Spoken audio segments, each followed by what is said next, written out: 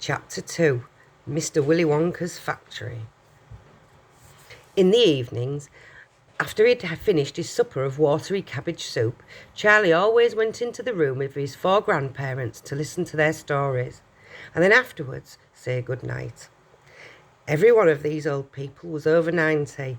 They were as shrivelled as prunes and as bony as skeletons, and throughout the day, until Charlie made his appearance, they lay huddled in their one bed, 2 at either end, with nightcaps on to keep their heads warm, dozing the time away with nothing to do.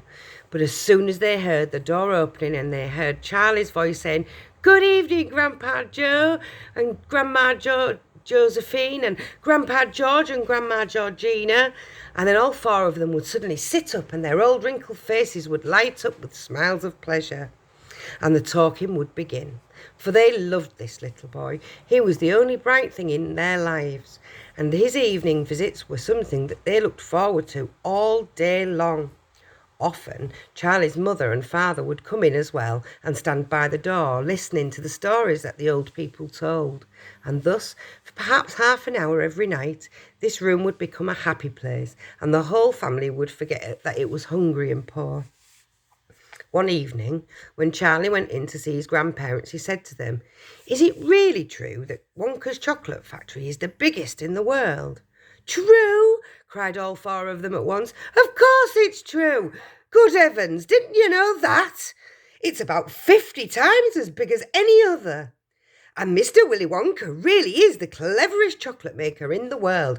"My dear boy," said Grandpa Joe, raising himself a little higher on his pillow, "Mr. Willy Wonka is the most amazing, most fantastic and most extraordinary chocolate maker the world has ever seen. I thought everybody knew that." "I knew he was famous, Grandpa Joe, and I knew he was very clever." "Clever!" cried the old man. "He's more than that. He's a magician. With chocolate, he can make anything he wants. Isn't that a fact, my dears?" The 3 older people nodded their heads slowly up and down. "Absolutely true, just as true as can be," and Grandpa Joe said, "You mean to say I've never told you about Mr. Willy Wonka and his factory?" "Never," answered little Charlie. "Good heavens above, I don't know what's the matter with me. Will you please tell me now, Grandpa Joe, please?" "I certainly will. Sit down beside me on the bed, my dear, and listen carefully." Grandpa Joe was the oldest of the 4 grandparents. He was 96 and a half, and that is just about as old as anybody can be. Like all extremely old people, he was delicate and weak, and throughout the day he spoke very little. But in the evenings, when Charlie, his beloved grandson, was in the room, he seemed in some marvellous way to grow quite young again. All his tiredness fell away from him, and he was as eager and as excited as a young boy. "Oh, what a man he is, this Mr. Willy Wonka," cried Grandpa Joe. "Did you know, for example, that he has himself invented more than 200 kinds of chocolate bars, each with a different centre, each far sweeter and creamier and more delicious than any the other chocolate factories can make?" "Perfectly true," cried Grandma Josephine. "And he sends them to all 4 corners of the earth. Isn't that so, Grandpa Joe?" "It is, my dear, it is, and to all the kings and presidents of the world as well. But it isn't only chocolate bars he makes.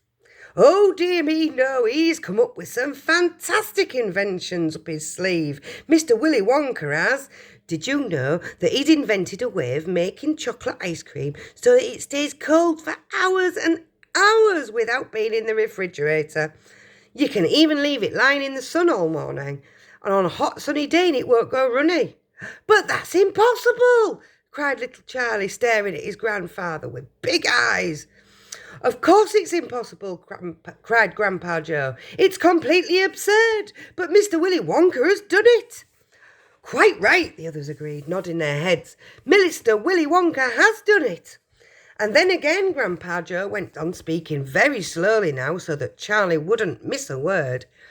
"Mr. Willy Wonka can make marshmallows that taste of violets, and rich caramels that change colour every 10 seconds as you suck them, and little feathery sweets that melt away deliciously the moment you put them between your lips. He can make chewing gum that never loses its taste, and sugar balloons that you can blow up to enormous sizes before you pop them with a pin and gobble them up. And by the most secret method, he can make a lovely blue bird's eggs with black spots on them. And when you put one of these in your mouth, it gradually gets smaller and smaller until suddenly there's nothing left except a tiny little pink sugary baby bird sitting on the tip of your tongue. Grandpa Joe paused and ran the point of his tongue slowly across his lips. "It makes my mouth water thinking about it," he said. "Mine too," said little Charlie, "but please go on." While they were talking, Mr. and Mrs. Bucket, Charlie's mother and father, had come quietly into the room, and now both were standing just inside the door listening. "Tell Charlie about that crazy Indian prince," said Grandma Josephine. "He'd like to hear that."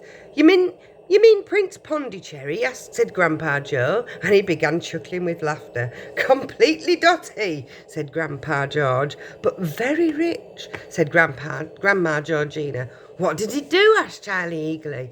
"Listen," said Grandpa Joe, "and I'll tell you." That's the end of chapter 2.